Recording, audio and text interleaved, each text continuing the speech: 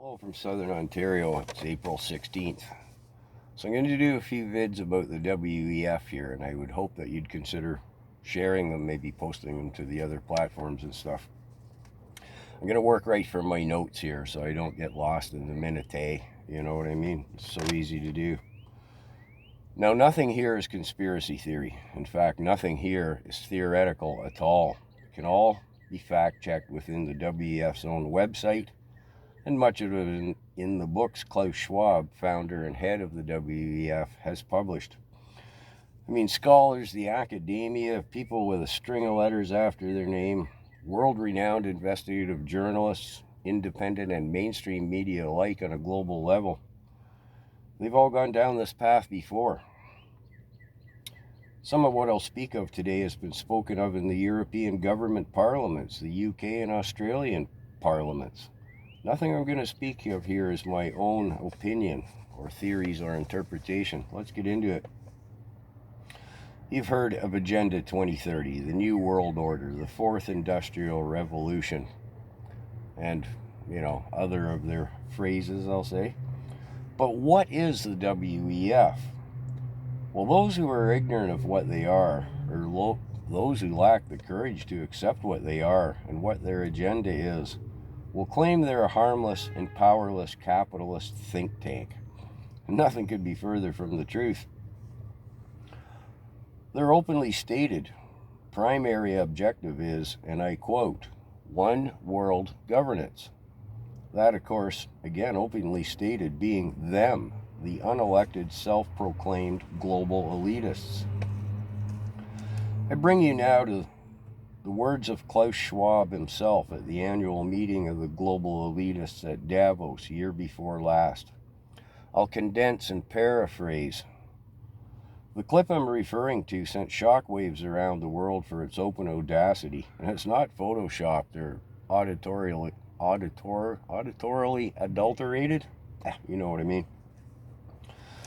Basically, when asked of Klaus how he intended to accomplish his objectives, and again, condensing and paraphrasing, Klaus, well, not only do we control the captains of industry, the banks, and the money, that's in my words now to his, and here I am quoting him, we penetrate the governments.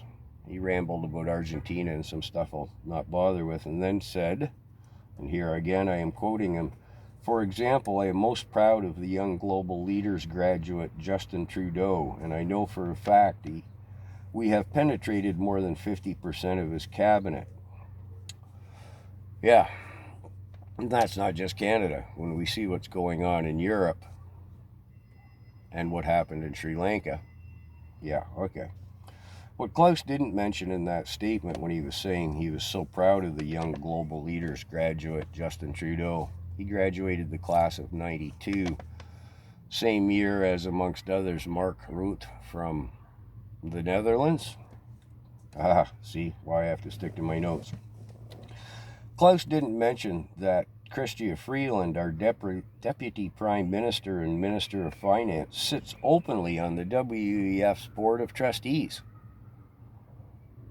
The Board of Trustees, they set policy. That's their role.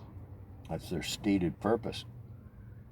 And the Board of Trustees is the high command. It's the top of the building. There's nothing above the chamber they sit in there except the heliopad for the helicopters to take them to their private jets. Klaus also didn't mention Jagmeet Singh as a WEF member. You can see that openly. You can fact check it.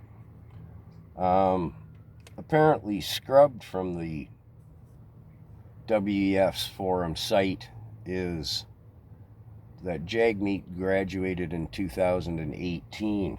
Although again, you will find him still sitting there as a WEF member. I think that was scrubbed about the time the supply and confidence agreement was signed. Now, it's hard for us normal people to grasp that these global elitists actually believe, and again have openly stated countless times and in many ways, that the world's wealth and resources belongs exclusively to them. that they refer to us as useless eaters who are consuming their resources needlessly is once again not a conspiracy theory. You can find that term, useless eaters. You don't have to look far. Let's summate today's look at the WEF and some of their, again, openly stated objectives and views with a quick look at 15-minute cities. Forgive me for a second, I still have this cold. Sorry. Peel back the glossy veneer and cut into the meat of it. Again, 15-minute cities. And again, no interpretation or opinion or theory here. Just a few quick points that are representative of their objectives and agenda as regards the 15-minute cities. Limited travels outside your zone. 2,200 calories a day. And they go on further to list that it's 4 ounces of meat a month, 16 ounces of cheese a month.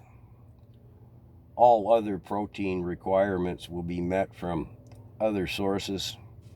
6 sets of clothes per annum. The list goes on as regard what many refer to as 15-minute gulags. But I'll stop here. I could get lost in the minutiae of the Q40 agenda, their food hubs to supply the 15-minute cities, and much, much more, but I don't think it's necessary. Well, I'm not done here. I'm done this video. In the next video, we're going to take a look at not only the WEF, but the WHO, the IMF, and the World Bank, just to name a few. Oh, I'm just going to leave it here, but you might want to check out Eva Vlaardingerbroek from the Netherlands, or here in Canada, Dr. Leslyn Lewis, with her take, Leslyn Lewis that is, on the UN and blah, blah, blah. So I'm going to leave this video here.